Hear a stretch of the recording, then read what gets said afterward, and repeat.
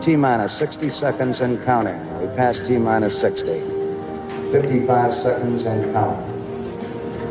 Neil Armstrong just reported back. It's been a real smooth countdown. We passed the 50-second mark.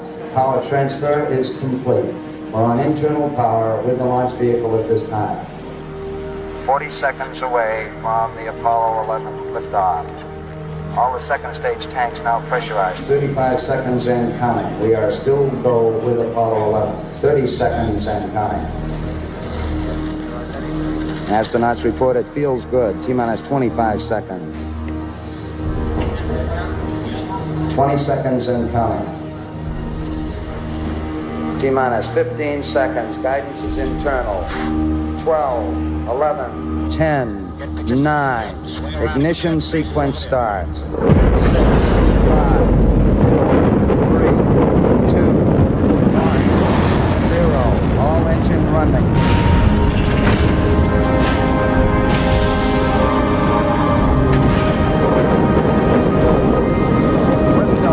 We have a liftoff, 32 minutes past the hour. Liftoff on Apollo 11. Power clear.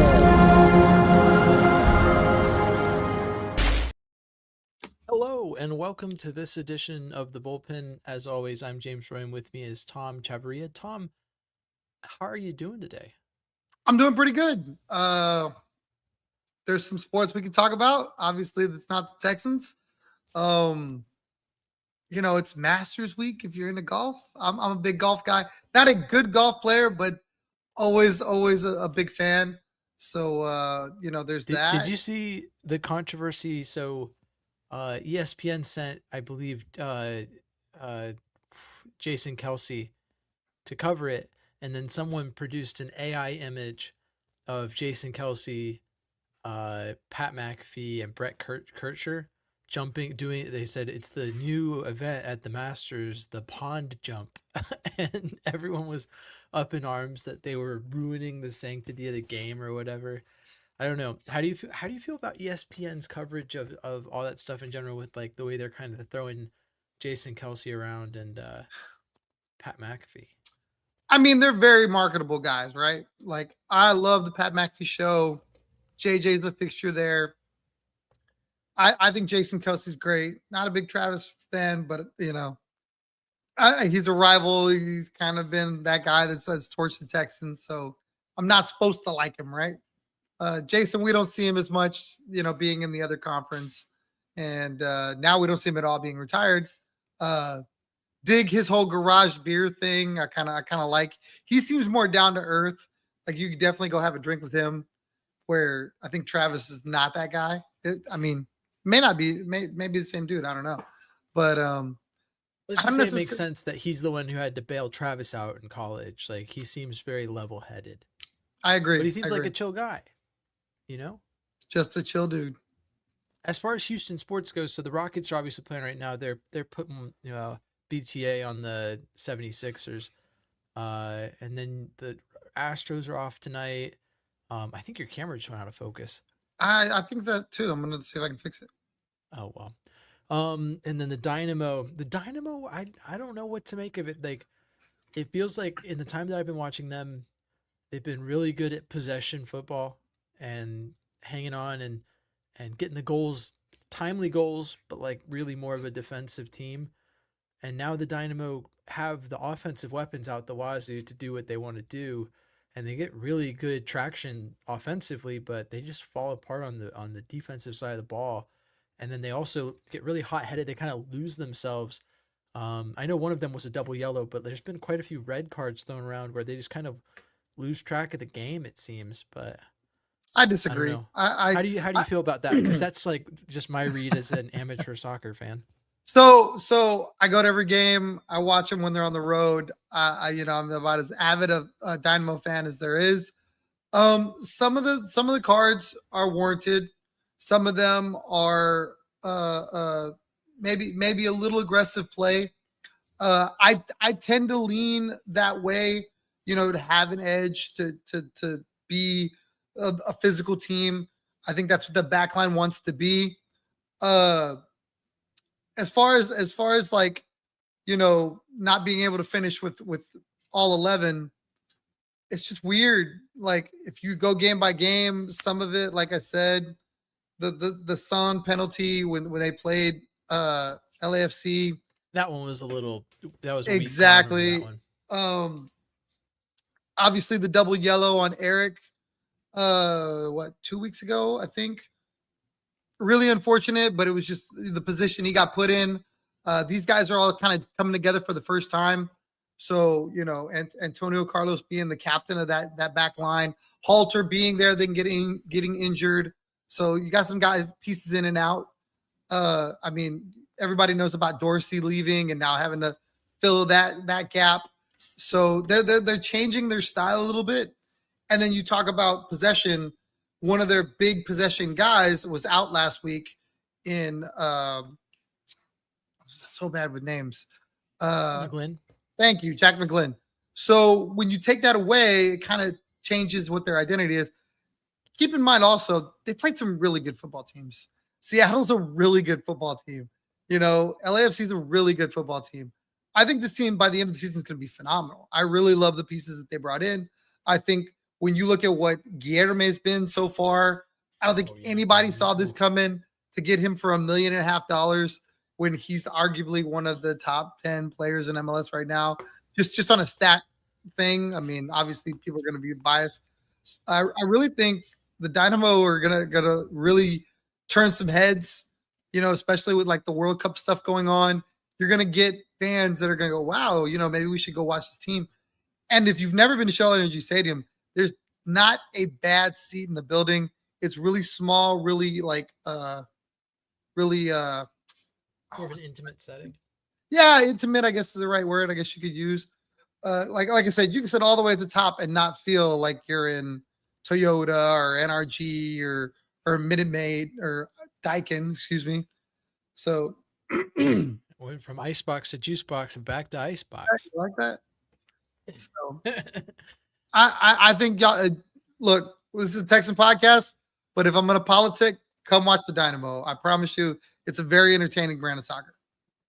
Yeah, I mean, I think Houston's such a great sports scene, and one of the ones that feels like it should be more. This is me, banging the same gong that Glenn over there at ESPN. Glenn Davis is always banging, which is that like Houston is a soccer city. It's a real shame that the Dynamo don't reflect that, it feels like, but it feels like this season has been a kind of a turnaround on that with the World Cup in the air. Like there's been a little bit better response from fans, but it still feels like that's a stadium that should be packed out every time the Dynamo play based off of the city that Houston is. Real quick, I love Glenn Davis. I think he's phenomenal. He's great. He is the biggest ambassador for Houston soccer as there is. I do not agree with the premise that, this town isn't a soccer town or for the Dynamo, right? Because they haven't been good. And that's the bottom line. People forget that they couldn't give away Astros tickets when they were bad. But now no one will argue that this isn't a baseball town. No one will say, oh yeah, Daikin Park fills up. Of course. It's predominantly when you build it, they will come. When the Texans were bad, you could give away those tickets too. When the Rockets are bad, you can give away those tickets too.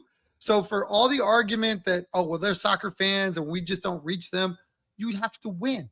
And I think this team with the pieces they brought in can win.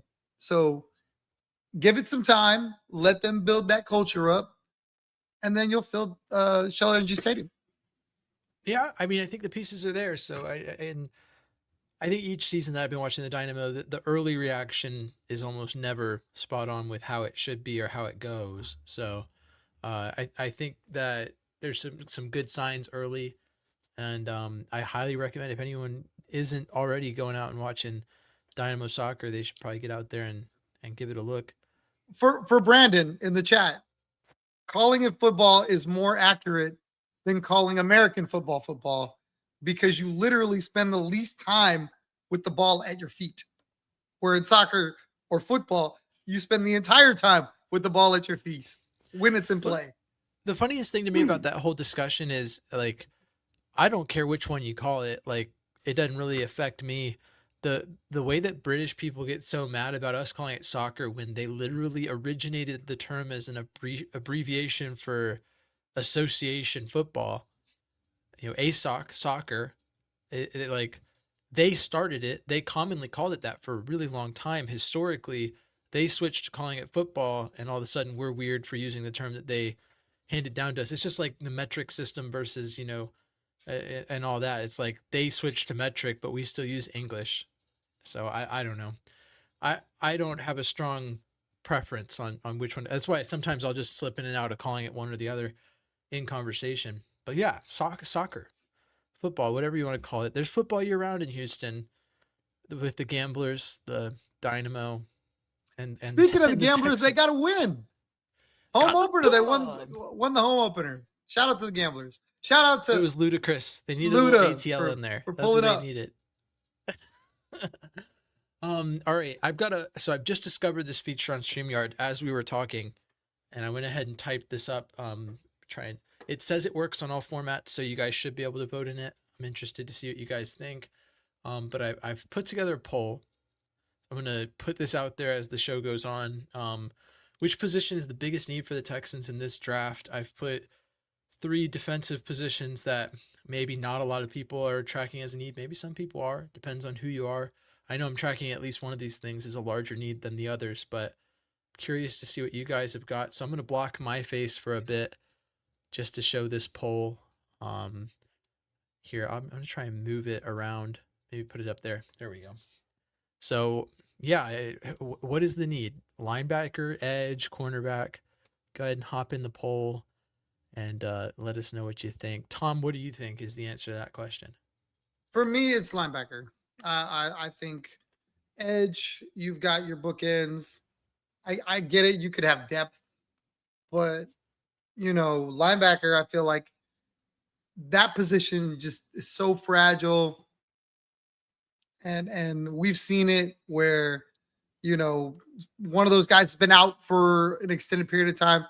I feel like Danielle Hunter and Will Anderson, knock on wood, are just cyborgs. They're not human. They play so much and they're rarely ever out. Like they do a phenomenal job. So for me, I guess if I had to rate them, that would be the lowest one. Corner would probably be right behind linebacker. I think they've got some good depth there, but Stingley's been nicked up. Kamara's been nicked up. So I'm torn. Obviously for me, linebacker is the highest need. I think that's a position where there's already and to speak to Brandon's comment right here, the goal of this poll is to put positions that maybe like defensive tackle is clearly a need, and just like the offensive line is clearly a need. So like this is more of a which of these things that a lot of people aren't really talking about, or maybe they are, but maybe it's not viewed as high of a need for the team, is viewed as like the biggest need. And I think Tom and I are both in agreement that linebacker tops the list. But as far as edge and cornerback go, I think there's reasonable argument for both of them being a big need for this team going to this draft. And I think the people that there's like a subset of people within the fandom that are like, if the Texans don't spend their first 4 picks on the offense, then we will fail as a team because you don't need defense. And that's overlooking like Derek Barnett not being under contract, a lot of the defensive back depth not being under contract, and the fact that depth was heavily used this past season would also lend credence to getting better depth at that position. So I think cornerback has snuck up late in this draft process as something that I wasn't really drafting a cornerback for depth in this draft until very recently. Looking at the Texans visits with Keontae Scott and among other DBs that they've had in their top 30 visits. But it's for me, it's tough because I know that Danielle Hunter and Will Anderson Jr. are like really good, but edge, for the same reason that defensive tackle is a need for this team, is just such a rotational position that if you don't have Derek Barnett back, I think those 350 snaps that he took up are very important in terms and Texans Jacob said this, and I think it's very much an out there thought process for a lot of people, because obviously the Texans have a really good secondary, but one of the reasons the Texans have a really good secondary stems from how good their front seven is. Like the front, we could argue back and forth on, the chicken or the egg, which one came first, but at the end of the day, without the pass rush the Texans have, without the ability to clog up the middle of the field and cover there, the DBs on a lot of plays are literally just having to stay in coverage long enough for the pass rush to get there. And I think where things sometimes break down is when the pass rush is not where it needs to be. And it's not a knock on the DBs. I think that this DB group is truly special. I think on a team with a lesser pass rush, they might get exposed more. And we've noticed that in games where some people will talk about Derek Stingley or even Kamari Laster, and they're like, oh, he got exposed there. And it's like, well, I mean, how long is too long to expect him to hold coverage before he's, in a position where what makes him truly great at the position is that more times than not he holds coverage in spite of that. So I think that all of the positions are positions the Texans could afford to address. And I know in my mock draft in particular, I went after each of those positions in a way that I felt comfortable with. And I think to speak to edge specifically, Tom and I both attacked that the same way. So, but yeah, well, I'll leave that poll up there while we talk. We're going to get into some of the stuff. So one, I guess related to the poll, the Texans made a trade for a linebacker. What are your thoughts on the trade with the Patriots? They went and got Marte Mapu. They traded a 2027 6th round pick and got him in return with a 2027 7th round pick. What are your thoughts on that move? It's weirdly interesting. I don't necessarily see him as a linebacker. I see him more as a special teams guy, which, maybe this is how, the story closes on one of the longest tenured Texans, running back superstar. What's his name? Dario Gumbuale. There it is. It's an interesting comparison to draw. I mean, I agree with you. This is definitely a special teams acquisition, but yeah, go ahead. You were still talking. My bad. I really think that maybe this is how his story ends, and this is a guy that they're looking to replace him with. It doesn't feel like the answer to the who's going to be the extra linebacker in the room with EJ Speed, Toa Toa, and Zero. Names are hard, man. Wow. Aziz Al-Shire. Thank you. James Roy, ladies and gentlemen. All the names, all the time. That's what I'm here for. That's what I'm here for. The best. We got a comment in the Instagram chat asking about what we think about J-Rod, so that's relevant to this conversation. I mean, I agree with you, and I really do think like that perspective of like looking at Dario Gumbuale, who has not been re-signed, and I don't suspect will be, as what he is, which is truly a special teams contributor. It's why he was voted as a team captain this past season, and how this addition could affect that. Realistically, to me, this presents as someone who is probably on the roster bubble, would really have to prove their value to make their mark and carve out a roster spot for themselves. And I don't think anyone can be mad about moving back from the 6th to the 7th round in not even this draft, but the next one, to circumvent waivers in order to make this guy available based off what you've seen, and trying to get the best out of him. But as far as Jacob Rodriguez goes, that's a guy that I've heavily featured in my mock drafts. I like the way he plays. I think he has the same problem that a lot of people in this linebacker class have, which is that he's a little undersized. So it's a matter of, does moxie and football IQ overcome the tangible side of things? I feel confident enough in it that I've mocked him to the Texans as high as 38. There are a lot of people that don't agree with me on that.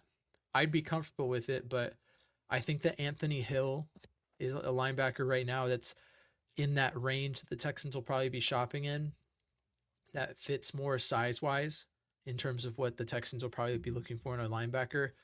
If they don't go with him, there's only so many traditionally gifted, physical linebackers in this draft before you get into it's funny, some people are like, well, what about Harold Perkins out of LSU, who literally is pretty much showing as like Marte Mapu, but in the draft. So it's like one of those things where it's like, well, we traded for a guy who will fill a similar, like, doesn't really know what his position is, probably more of a special teams contributor. And then to go and be like, well, let's just go grab late in the draft another guy that's the exact same thing. But as far as this move goes, yeah, I mean, someone commented under one of my mock drafts, they were like, well, scratch Anthony Hill. The Texans don't need that anymore, I fear. I was like, your fears are misplaced, because this is not a move that should preclude them from going after a linebacker. They didn't just trade a 2027 sixth round pick to get a seventh round pick and their future starting linebacker. At least it's not what it looks like at face value. I mean, it could become that. And then here in the comments, we've got, what up, y'all? Are we not extending Aziz? I've spoken to it. We talked about it last week at length. The fact that that's, I think, pretty much the last move of, like, with the Texans giving those fifth year options and working on the extension with Will Anderson Jr., the only really clearly obvious move that they should make if they see a future with Aziz Al-Shaair is to extend him this offseason. But I mean, Tom, do you have any new thoughts on that conversation around Aziz? No, I think it's all in due time. I really feel like the same way we feel about the Will Anderson contract, like it's going to come. They've spoken way too highly of Aziz being the, quarterback of their defense, the guy that makes it all go. Like, I can't see a scenario where they say all this and then don't sign him. Like, it may not be as soon as we'd like, but I believe, he gets his money at some point. Yeah, it's tough to, like, it's tough to believe that someone who has that rapport with D'Amico, because we talk about D'Amico as the linebacker developer, but we don't bring him up. I'm going to take down this poll. Just hide it for a minute. I think it's directly blocking Tom on the vertical feed, so I want people to see your face, Tom. But I think that, like, there's just a lot of factors that would make it surprising if the Texans didn't, at least if they don't extend him this offseason, if they should be moving to try and keep him around. And I would understand it if they wanted to get through this draft, if they draft a guy they think is a starter, but they feel really highly about Henry To'oTo'o, which would be shocking. But it both would and wouldn't. I think they'd like to get younger at the position, but Aziz Al-Shaair is like 30. I don't see where that becomes like an instant need to get rid of him. He's probably got like at least 3 to 5 years of like at least serviceable play at starting linebacker. So I don't see why they wouldn't bring him back. But I do think it's like the last move on the table right now. They've done pretty much everything else we've talked about. They've come through with and done. There's not really, I can't think of too many other players that they're talking to and working through negotiations on an extension with. And then Brent also said he thinks tight end, defensive tackle, and cornerback are the biggest need. I can agree with you on one of those being the biggest need. I'm all in. What was it? I posted a mock draft with Pregnon in the first, and then I put Kristen Miller at 38, and someone said, who would you take if Pregnon's not on the board? I said, Kristen Miller. That's like one of those players that, like, it'd be either one of those guys would be a blessing to get at 38. But so, like, I take them interchangeably. Just which one do you think is the most likely to not be there at the next pick? You take that guy. As far as tight end goes, it's tough to view something as the biggest need when you're looking for, like, in this draft, you're looking for like Eli Raridon out of Notre Dame. I could name Sam Roush, just guys that you don't like those tight ends for receiving reasons. I mean, Roush is a solid receiving target, but you like those guys because they've shown that they can play in line and get in the dirt and block. You're basically, you're a team that runs 12 personnel a lot. So you're looking for someone who you can put on the field next to your sixth offensive lineman and feel like you have 7 offensive linemen on the field. And so tight end is, I guess you could equate it to being the same as O-line, and that would make it a really big need. But even then, O-line to me is still a bigger need. even with what they've done so far this offseason to, put it in a good spot. But all that to be said, I mean, we got one more thing to talk about. We can do a little more rambling about draft prospects and needs, and then we'll go into our 7-round mock drafts for this episode. But the last thing to talk about is that, as we've been talking about all offseason, one step of this process has finally been completed, which is that the Texans have picked up the 5th-year option on Will Anderson Jr. and C.J. Stroud. I don't know if there's too much to talk about with that. Both Tom and I don't really think CJ's getting an extension this offseason. Will Anderson Jr. has a blank check. I mean, it's about as certain as, Rossini and the Beast being a massively overblown or underblown thing. I don't know. How do you feel about that? I wanted to be able to say that term. That's what I came up with, Rossini and the Beast. What do you think? I haven't done it yet, but I've thought about taking that picture where Diana Rossini and Mike Vrabel are holding hands. And I think it may already be a trend. If it's not, all of my married men out there, grab that screenshot, send it to your wife and be like, hey, what would you do if a viral story broke and this picture of me and this woman was part of it? Because I know my wife would hang me for that. Like, it would not be, and I've heard the way that Rossini talks about her husband too. That's been circulating, and that's I guess an important part of the story. But I don't know. How do you feel about that whole thing? I don't know, man. Diana Rossini is normally pretty good with the Texans, so I've never had an issue with how she reports or anything like that. That whole thing with that is just an absolute mess. Like, I don't know how that ends well. I mean, ESPN, are we just going to sit by and not address it? Like, I feel like that's the thing I'm curious about. If this was a guy, I think there would be some different standards in place. Like, he'd be suspended without pay or with pay, pending investigation, blah, blah, blah, blah. Like, right now, we're just not talking about it. Like, I know our lady fans out there may not want to hear me say that, but it feels like there's a double standard going on. Yeah, I mean, it's one of those rare times where it feels like it's working against, like, imagine if Adam Schefter was just out there with, I'm trying to think with Hannah McNair, and there was a picture of them like that, and then you're like, wow, Adam's always got the scoop. That we go back through his history, and he's talking about how much he doesn't like his wife and how he married down, and that he always has really good breaking news on the Texans, and how would that story look relative to what's happening now? So it's interesting, and ESPN has had no comment on it.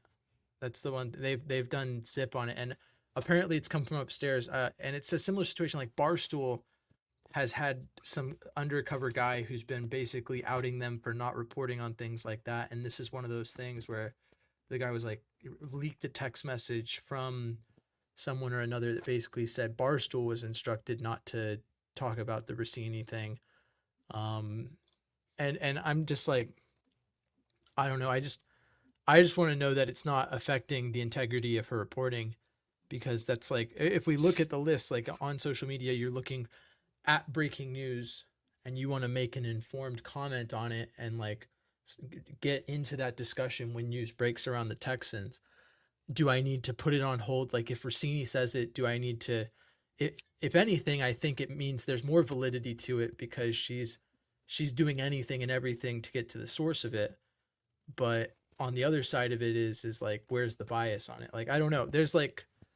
There's layers to this stuff that like, I don't even know how to feel about. Like, I've been watching this story unfold and I'm like, am I watching like a football story, or am I watching like my wife's reality TV shows? Is this like Secret Lives of Mormon Wives or something like that? Like, I'm trying to like figure it out.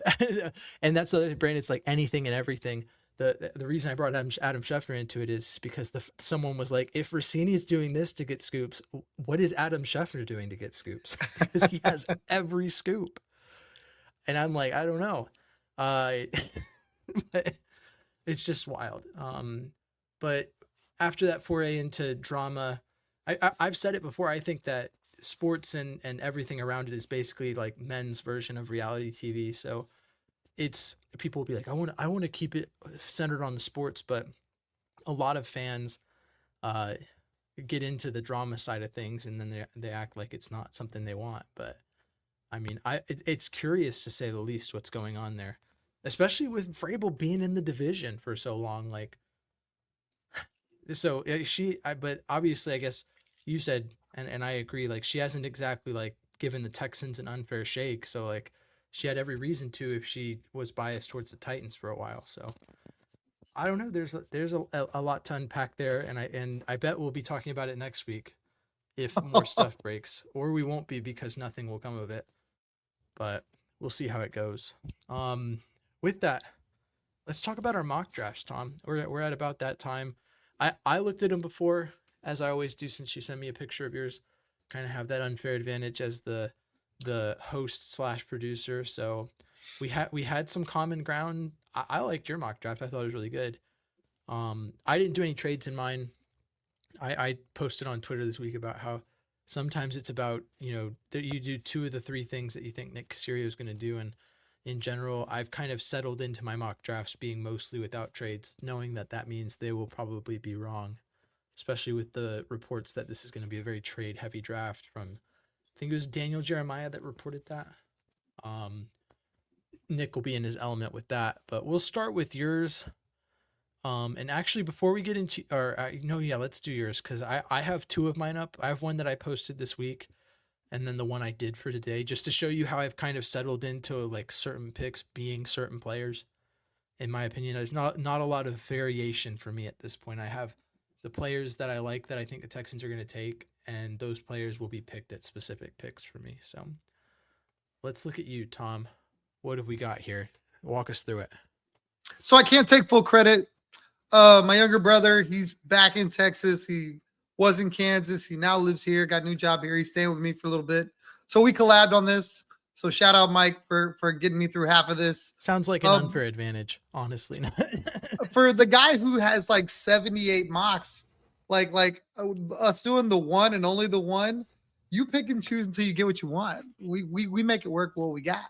You could run 30 mocks if you want. No, I'm just kidding. I could. I could. But I feel like this is more authentic. Like I get one shot. Whatever they give me is what they give me, and I play with the hand I'm dealt. To be fair, I did run one mock draft today. Like the one that I did for today was the only one I've run today. So to kick things off, 28. I just feel like you talked about certain picks are going to be certain picks. I don't see a scenario where the Texans pick at 28. I just don't. I could be flat dead wrong. They could trade up. Who knows? Right now, my money is them trading out of 28 for either draft capital next year, draft capital later in this draft, something of that. I was able to get a 6th round next year plus a 3rd round this year to move back 3 spots. I thought that was great value because the guy that I was going to want, because I was looking for a defensive interior. Each one of my drafts, I've tried to like target different spots. We've talked about the offensive line, and now I'm flipping over to the defensive side going, okay, even though it's going to anger all of Texans faithful that they went defense, 1-2, that's what I'm going to do because Nick Caserio doesn't care, and if that's the best available player, he's going to go take it. So yeah, I took Caden McDonald. Ohio State normally puts out pretty good talent. So I got a pretty good grade on that deal. He was a guy that I could have got at 28, but I was gambling to see what I could get at 31 because I knew I could make the trade. So for me, I think that's a win-win because it's still a 1st round. I still get the 5th year option. So I didn't lose anything by moving back 3 spots, and I gained 2 picks. I think that's a Caserio masterclass. And if he does that on draft night, people are going to be singing his praises from the rooftops because the guy's playing chess and everyone else is playing checkers. Yeah, I had someone tell me on Twitter, they're like, we don't need 40 million picks in next year's draft. I was like, yeah, but I made 9 picks in this draft and I added 3 premium picks next year. Trust me, you're not going to be singing that same song when the team has new needs to address next season. So I agree. Getting future draft capital is always a good idea. 38. Again, it was just kind of the best available player. I really think that Nick Caserio's done a fantastic job by going, look, I don't have needs because everybody hates that he says that. But really, honestly and truly, if they lined up tomorrow with what he has on paper right now, you feel pretty good about what they're able to do. So anything they add to it, I feel like, yes, there's some spots where you hope that they add some depth just because, this game's, a rough game. The NFL stands for not for long. Somebody could get hurt. But for me, I feel like they're gonna make a splashy pick somewhere and take a guy that they probably shouldn't get. And I saw Colton Hood there at cornerback. I like the idea of having the cornerback depth, knowing that our guys get nicked up a little bit. You alluded to cornerback maybe potentially being in need a little bit. I had him there. I took him. 59. It's just the way it's worked out the last 3 times. Jennings Dunker was there. Jennings Dunker's my guy. He's got the locks. He's got the swarm mentality, if you want it. Like, that's a guy that I think if you put him in a Texans uniform, he's just going to perform. And he's going to be Tommy Togiai, but on the offensive side. And I'm hoping that they find a way to get him to Houston because I think he'd be great. Mike Washington fell again to me. This is the second time in a row he's fallen to me, and it was just a good spot. Per PFF, I reached a couple picks. I think that's why I got a B plus as opposed to an A, but it filled a need, so I thought that was good. I didn't know that I was going to be able to get a running back of that quality. We've talked about Mike Washington being a really good running back that could sit and develop, and this is the perfect scenario for that. Then my pick that I gained from going back 3 spots got me the center that we need, because I believe center is definitely up for needs to be some competition. Somebody needs to go in there and at least make it to where it's not just, okay, we're just giving this job to the guy that was there last season. Jake Slaughter seems like the guy for me. I got a pretty good grade.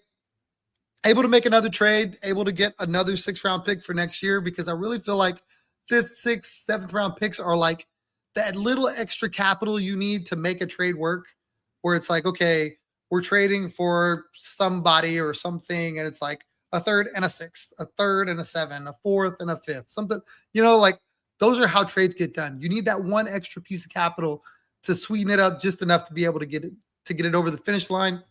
I was able to do that and grab a 7th-round pick in the draft to give up 106. Again, only moving back 6 spots. The Texans are going to be in a position all night long to move back and gain capital if they want to, because they just don't have to make picks like some other teams just really need. They really need players. At 112, I took an edge rusher. He was the best on the board. I think I don't know anything about him. I think the depth there wouldn't hurt. We talked about that being potentially a spot where depth could be good. He settled in as one of my consistent picks. I pretty consistently take him at 106, and so he's got the size. He's really looking at a scouting report, kind of fits what the Texans would be looking for if they're trying to replace Derek Barnett, who obviously was drafted a lot higher in his draft, but like looking at what Derek Barnett is to the Texans now, this is kind of like, I would say, where you get that for the Texans.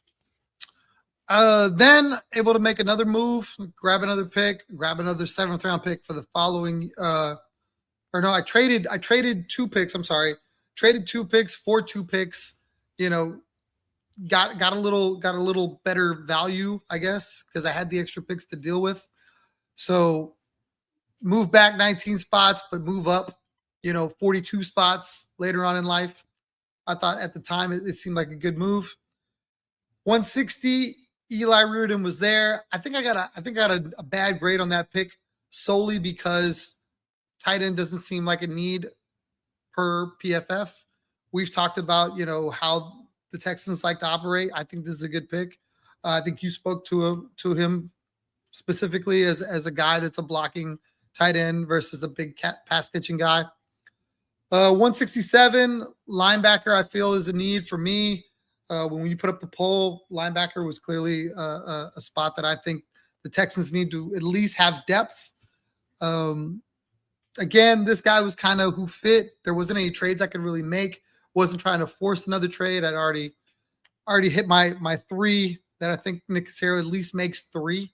That's the quota. So I figure I'd stop there. I took your fullback in the round 6. I was like, let's get a midshipman in there. I thought that'd be a pretty good pick. I got value. I thought it was not a bad spot to take him. Yeah, I think if we get Eli in the 6th round, I think he'll be doing jumping jacks and I don't know what the Navy cheers or hoorahs are, but I could see you doing some of those. Anchors away, dude. Anchors away. What Thank are you. we I'm doing, sorry, dude? Hey, I'm an Air Force guy. I don't. Fun fact: Eli, if you look at his measurements, actually comes out comparable to, for my UH fans, Dean Connors. They're literally the same size. So while he lists as a fullback, obviously with the way the service academies are, he's a little undersized.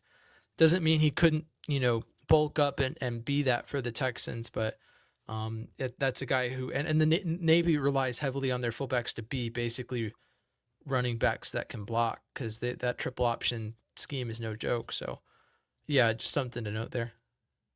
And then with the last pick, he's kind of Mr. Irrelevant, but I think with a name like Red for the Texans, I'm here for it. Linebacker, maybe he's a special teams guy, maybe he's a practice squad guy, but again, at 218 to be picking a guy they have projected at 208, I was like, you know what, competition's not going to hurt in that room, and that rounded out my draft. Red like Battle Red like Blake Shelton's Old Red. There's a number of things you could do with that. Imagine the defense taking the field, Red Murdoch's on the field in the middle, you need a goal line stop, and NRG Stadium's rocking with Old Red. He could be the daredevil for the Texans. Ooh, our own Murdoch. Yep. Even better. Oh, with the Murdoch last name too. Oh my gosh. Wow. So much potential for nicknames there. Two picks that I have in my mock draft are Anthony Lucas and Eli Raridon. One thing to say is that Dunker slot says probably a guard. So it looks like you took a similar route to me in the fact that you went for more of a guard / center maneuver. There is reason to believe that getting a developmental tackle or getting a tackle high to replace Smith in the near future would be smart. I guess it depends on how the Texans view Blake Fisher. And then, overall, I like your draft. I think that it's a very, very solid draft. And the trade back in the first round, I think that's like something that is likely to happen. For me, I don't have to move to get the guys that I want, but I know that in the actual draft, the Texans may feel the need to make those moves in order to get the guys they want. Let's see if I put this up correctly. Here it is. This is the one that I did specifically for today. Now, before I get into this one, this is the one I posted earlier this week. If you'll notice, there's like 3 picks that are different, but the Pregnon, Kristen Miller, Anthony Hill, Anthony Lucas, Katron Allen are all the same. Just shuffling around how we're addressing each position. And a big change was, people will say, well, you didn't get a center in this one. Recent rumors, they've been throughout the offseason, but it's something that's kind of piqued my interest, is that Keelan Rutledge is a guy who's potentially looking to move inside to center. So it looks like I'm taking 2 guards, but realistically, the thought process here is that Keelan Rutledge immediately challenges for a starting job, and Pregnon, who I drafted higher, is a guy who will compete with Wyatt Teller for the left guard spot. I wouldn't be mad if he didn't start till next season. I know some people don't like the thought process of taking a player that high and not starting them, but I'm comfortable with it. And this is to say, I could switch those picks in this draft. Both those players slot as guys that'll be available at each of those picks. If I wanted to take Kristen Miller first to make people feel better about the mentality behind it, but the logic still remains that I would be fine either way personally. Pregnon, like I said, could challenge and actually start, or I think it's the best of both worlds. A lot of people didn't like the idea of they're like, what are we going to fill our offensive line with rookies? And then we go into free agency and we basically completely fill out the offensive line. As it stands, there's a starting offensive line there that's serviceable. Anything you're doing here is just an effort to improve it. So we've basically given people what they've claimed they want in terms of being able to draft a guard that high. View it as a need still, but understand that you don't have to go that route. I think the Texans have changed their tune in terms of like D'Amico directly saying that the position of left guard will be a competition, which leaves the door open to a move like this. And the Texans have interviewed with Pregnon. They seem pretty into him. Kristen Miller is just a guy that I just have a gut feeling. So when the Texans drafted Kamari Lassiter, the first mock draft I did going into that offseason, I had Kamari Lassiter as the first round pick because that was where he slotted. The Texans ended up trading out of that first round pick, but their first pick in that draft was Kamari Lassiter. The first mock draft I conducted this offseason, my first pick was Kristen Miller. I've done a lot of bouncing back and forth between which interior defensive lineman I like the most, but the combination of pedigree, age, just everything that the Texans are looking for in an interior defensive lineman kind of shows up in Kristen Miller. I wouldn't be surprised if he was the first round pick, honest. Keelan Rutledge, already kind of explained that. Even if he's just guard depth, it's fine. I don't think there's anything wrong with taking offensive line depth high, knowing what that premium is like when injuries happen. But also he could immediately challenge for the starting center position with his desire to shift inside. Anthony Hill probably isn't available at this pick. That's something that a lot of people have pointed out to me. PFF seems very down on Anthony Hill, but he's been projected as a first-round pick to the Texans by Lance Zierlein. I think due to being one of the few linebackers in this draft with prototypical size, it'd be very difficult to believe he slips this far. Anthony Lucas, kind of explained that earlier, just feels like the right move to fill the gap that would be left by Derek Barnett. Even if you bring Derek Barnett back, Lucas is a guy who could challenge for a spot in that room. Gives you some good relief for the starters. Katron Allen is a recent addition to my guys that I'd really like to see the Texans get after.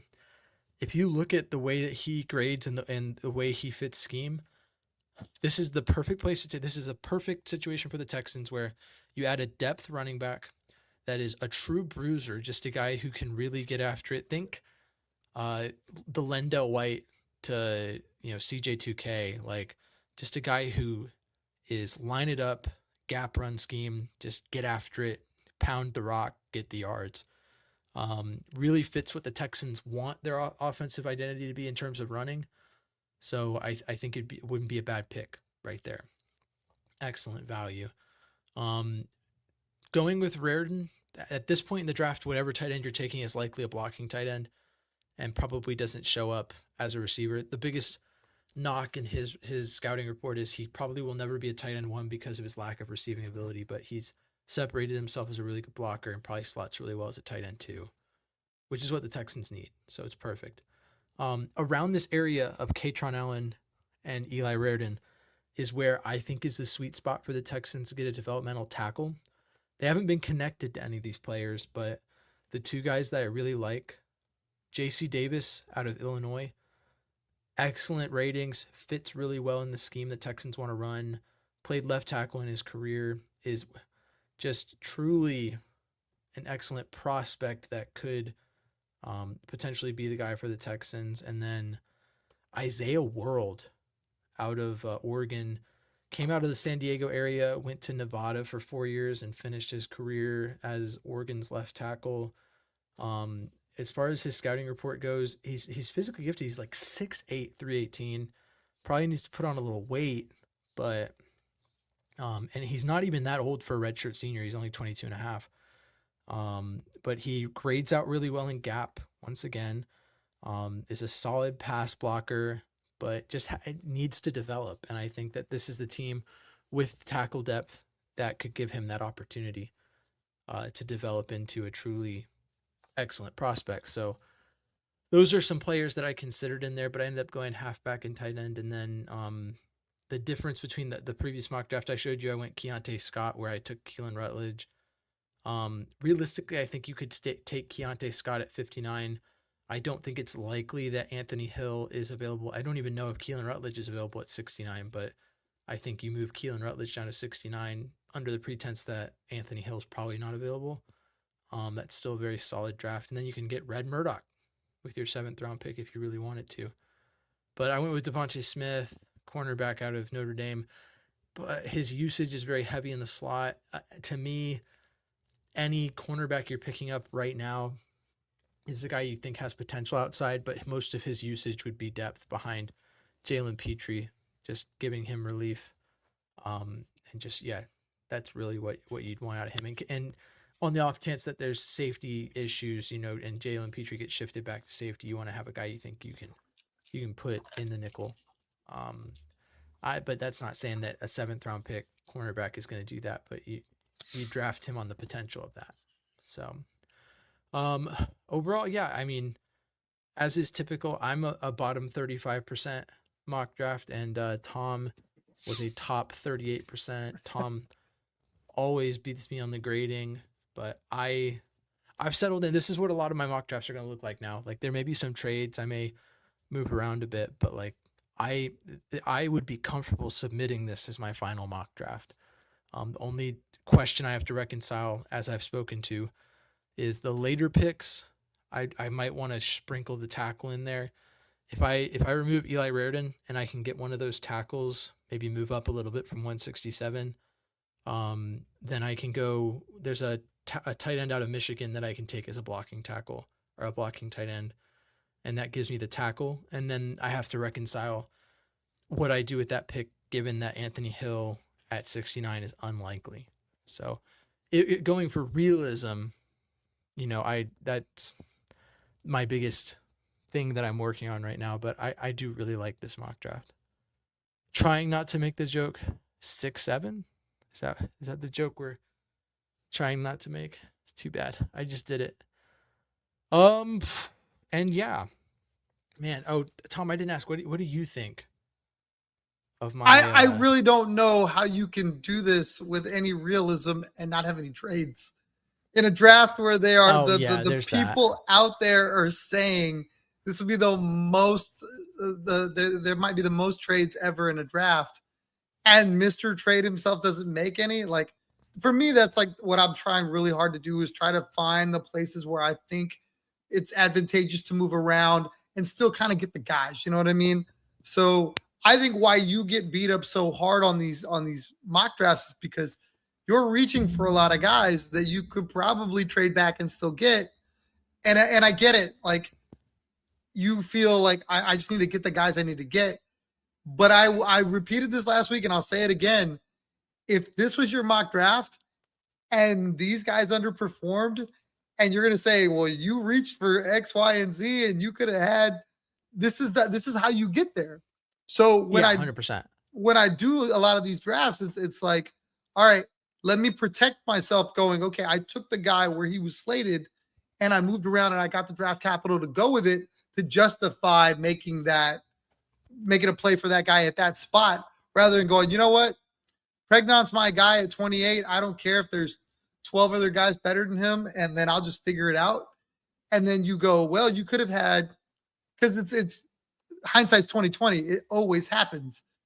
We talked about it last year when there were concerns about the line, and it's like, well, they took all these wide receivers. Why'd they take these wide receivers when they should have took line depth? And now we're like, well, they're really good wide receivers, and we left. Yeah, I agree. And looking at that, like, that's another thing to reconcile in the final mock draft is the fact that there will be trades. So maybe trading back from 141 and taking Katron Allen later, trading back from 59 and taking Keelan Rutledge at 69, and then and honestly, what that affects too is that, like, I can foresee trading back from 59, being in a position where I add a future third and then have a 4th round pick that maybe put in a position to take Sam Roush. So then I'm not taking a tight end at 167. I could go through the mental gymnastics that I do every time I do a mock draft and how changing one thing with hindsight would give me a different result. But who knows? I have 2 weeks till I have to submit a final mock draft. We can 2 weeks from now is actually when the first round will happen, and so Tom and I, realistically, we each have 2 more mock drafts to put out, and we can do our final mock drafts on the live stream leading into the first round of the draft, so that we can be talking prospects and who we'd like to see the Texans take first overall. But I think it could very much be like last year. Remember last year, PFF wanted me to go live for the first round, and I waited, and the Texans traded out of the first round. I was like, oh, cool. I guess we're not going. I guess we're not going live. I don't know. So, but yeah, I mean, I'm excited. I think we're reaching. I love draft season. I know you love draft season. We love sitting there looking at all the potential future Texans running around. But with that, Tom, do you have any final thoughts before we kind of bring this thing to a close? I'm ready for the draft. Let's do it tomorrow. I'm here for it. I'm excited for what the Texans do. They're in the best possible position they could be in to go just add studs. Just go add dogs. Go sit there and go, this is Swarm. We got more Swarm. And I'm just looking forward to other teams, their fans being upset because the Texans took this great player they had no business taking. You see it every year where you get like the Eagles or the Chiefs or whoever adding more talent that they should not be able to add because it just kind of falls to them. And I feel like that's going to be the Texans this year. Let's hope. It'd be better than the alternative, which is watching every team overvalue players that should have been available when the Texans are drafting. I'm looking at you, Tyler Booker, to the Cowboys at 12. So yeah, and that's why everyone's like, well, Pregnon's not going to be there at 28 or whatever, because they're like, someone's going to jump on him early. But I mean, there's just so many tackles that I think could go way before the Texans at 28. I don't know. It's gonna be fun. I love thinking about it, and honestly, it'll almost be sad to watch it happen because then I can't think about the different ways that it could have happened. I guess I can, but it will have already happened. So, but yeah, I mean, for me, final thoughts. Like, I'm excited. Let's get the draft going tomorrow. I agree with you. I want to know more than I want to have the potential of talking about it. So, I'm ready. Like I said, I'm settling into my final mock draft mode. So. Can't wait to go over that. Tom and I will run our final mock drafts 2 weeks from now. So make sure you're here next week. Be talking about the latest with the Texans, maybe the latest with, Rossini and Vrabel. We'll see how that's going too. I don't know. And maybe we'll talk Astros. By the way, I never here's my final question is I never got your opinion on that tweet that I made about Jose Altuve. And like, what were your thoughts on that thought process? There was people that thought I was speaking as if I had spoken to an Astros hitting coach, and that hitting coach told me the new hitting coach told Jose Altuve to treat things that way. But I was just thinking off the dome piece. For those who don't know, I tweeted out like the new Astros hitting coach told Jose Altuve to stop swinging because his strike zone's the size of a pea, and it's working. But what were your thoughts on that assessment? I think you're basically saying that some hitting coach that just got into town is going to tell a dude with 2,400 hits how to do him. I don't see it. I mean, he might have been like, "Hey, this is what we're seeing," and put a little. But I give all the credit to Jose Altuve. Like anybody that's going to sit there and go, Jose Altuve is better because of this hitting coach now. He might be, but he still has 2,400 hits. Dude knows how to hit the baseball. Like that's a first ballot Hall of Famer. I don't care what anybody says. They need to build a 5'4" statue out of him in front of Dyken Park tonight. Don't sit here and talk to me about the pitching coach. Just show Tuve love. Be done with it. Yeah, and I think that the most intelligent assessment I've seen on that situation, because like obviously I'm like, yeah, I'm just talking just to talk, just tweeting it out there, but realistically the most intelligent assessment of that situation is that ABS has drastically affected how Altuve approaches, because now instead of with his strike zone being small, you could view it as like, oh, Altuve now can just let pitchers try and find it. But before, he could do that, but if it's close and they call it a strike, he can't change it. Whereas now he has more confidence that if he knows his strike zone, and he knows it's hard to find. So like if a pitcher misses it, he can just throw up a challenge and get it changed. Like it gives him that confidence to be able to do what he realistically should have always been doing. But I mean, Altuve, he can make a hit out of a lot of things. I've seen him reach to get a double here and there throughout his career, but now he doesn't have to do that because he can just wait for his pitch, and if he doesn't like the way it's called, he can just challenge it. So I think that's probably a more accurate assessment of what's going on. Also, he doesn't have a small strike zone. Like, I know you said that in jest. He gets that high strike that's up above the letters all the time. That's why he's so good at hitting that, is because he had to fight it off because they were calling it. So can Jose Altuve get a smaller strike zone because he should have one? Yes. Does he? Absolutely not. A high strike is always a strike for him where it's right above the zone, and I don't understand it.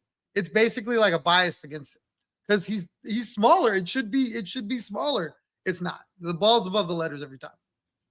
All I know is that the Astros are absolutely mashing, and it's an absolute shame that their pitching staff has eroded to nothing in the process of that.